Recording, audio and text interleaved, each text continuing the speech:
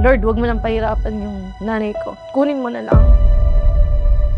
Mahigit 20 taon. Lahat pa ng doktor sabi nga hindi na makaka-recover. Pinigaan ko nung tsaa, yung paragis. Tapos pinainom na sa kanya nung kinabukasan.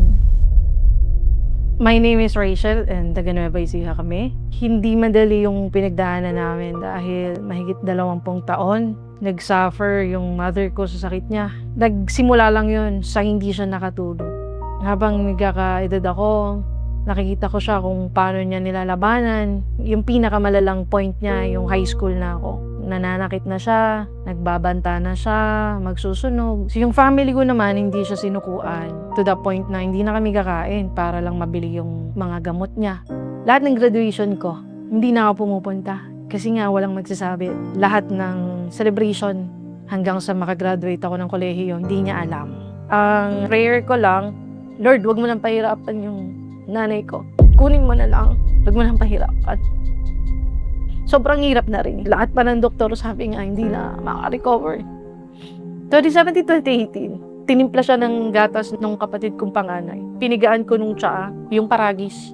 Yung tsaa na yun, trending siya. Nababasa ko dun sa group ng mga umiinom din, thank you. Tapos pinainom na sa kanya nung kinabukasan. Yun yung pinakamasayang unang araw sa buhay ko. Tinawag niya ako anak. Tulala ako nun, kasi hindi kami close eh. Tinatanong, kakain daw ba ako? Andun siya sa kusina. First time niyang mag-intindi ng isasaing. Doon ako umiyak. Parang ano nangyari sa nanay ko? Parang nung gabi lang, tanggap ko na eh. Nawala na ako ng pag-asa na makaka-recover pa siya eh. Pero nung consistent na yung tulog niya, 1 week, nagbalik siya sa doktor niya for check-up. Nung sinabi ng doktor niya na hindi na kailangan painumin ng pang-sugar niya, pang-cholesterol, or maintenance, kasi nga daw, gumanda yung lab test niya. Sobrang saya ko that time. Naka-recover siya. Nakaganda talaga yung paragis sa kanya. Sharp Ives, paragis po yun ah. Sa mga nawawala na ng pag-asa, hamanap kayo ng Chef Ives Paragis na pinakamalapit sa inyo para makasubok na kayo.